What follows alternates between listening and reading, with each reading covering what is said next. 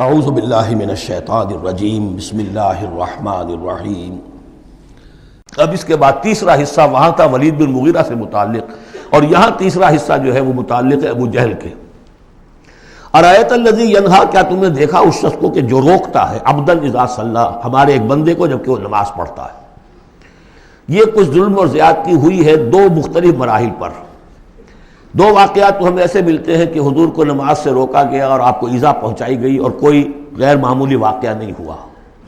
ایک مرتبہ حضور صلی اللہ علیہ وسلم سجدے میں تھے تو بیٹھے ہوئے تھے دور پہ کچھ وہ ابو جہل اور اس کے ساتھی، انہوں نے کہا کہ کوئی ہے ذرا جو فلاں جگہ پر اونٹ ذبح ہوا اس کی اوجڑی پڑی ہوئی ہے، وہ اوجڑی لا کے محمد کی گردن پہ رکھ دو جب یہ سجدے میں جائے۔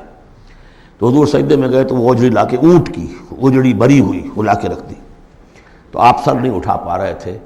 پھر حضرت فاطمہ کو معلوم ہوا ہے، وہ آئی ہیں دوڑتی ہوئی، پھر انہوں نے وہاں سے اس کو ہٹایا ہے، اور تو اس وقت ایک زیادتی یہ کی گئی۔ اس وقت کوئی غیر معمولی واقعہ نہیں ہوا، یعنی کہیں اللہ تعالیٰ نے پکڑا نہیں اسے۔ ایک موقع پر یہ ہے کہ حضور نماز پڑھ رہے تھے تو وہ آیا، اس نے آپ کی گردن کے اندر چادر ڈال کر اس کا ایک پھندا سا بنا کے کھینچا کہ آپ کی آنکھیں ابل پڑی۔ لیکن تیسرا واقعہ آتا ہے کہ ایک موقع پر حضور صلی اللہ علیہ وسلم نماز پڑھ رہے تھے تو اس نے ڈانٹا اور کہا کہ محمد میں نے تمہیں منع کیا مت نماز یہاں پڑھا کیا کرو، اور وہ پھر آگے بڑھا کوئی اقدام کرنے کے لیے پھر پیچھے ہٹ گیا۔ لوگوں نے کہا کیا ہوا؟ تو کہا کہ مجھے اپنے اور محمد کے درمیان ایک کھائی نظر آئی جس میں کوئی پروں والی مخلوق تھی اور وہ میری تکہ بوٹی کرنے کو تیار تھی۔ اس سے خوف کھا کر وہ پیچھے ہٹ گیا۔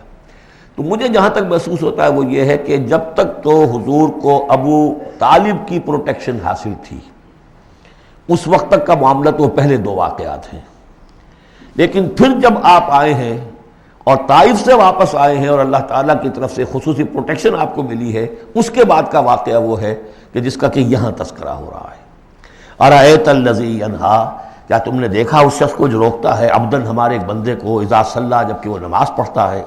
ارایت ان کان علی الہدی، کیا تم نے غور کیا اگر وہ شخص ہوتا ہدایت پر، یہی ابو جہل ہدایت کے راستے پر کاربند ہوتا، او ہمارا بالتقوی، یہ ہمت والا آدمی ہے، جرت والا آدمی ہے، بخیل نہیں تھا۔ اس نے یہی کہا تھا کہ بنی ہاشم نے اگر لوگوں کو غریبوں کو کھانے کھلائے ہم نے ان سے بڑھ کر کھلائے، ابھی تک تو ہم کندھے سے کندھا ملا کر آ رہے۔ وہ بخیل نہیں تھا، پھر جری تھا، بہادر تھا، میدان جنگ میں گیا ہے، لیڈ کیا ہے لشکر کو اپنے، اور جب گردن کاٹنے لگے تھے تو کہا تھا ذرا نیچے سے کاٹنا تاکہ نیزے کے اوپر چڑھاؤ گے تو معلوم ہو کہ اونچی گردن ہے کسی سردار کی گردن ہے۔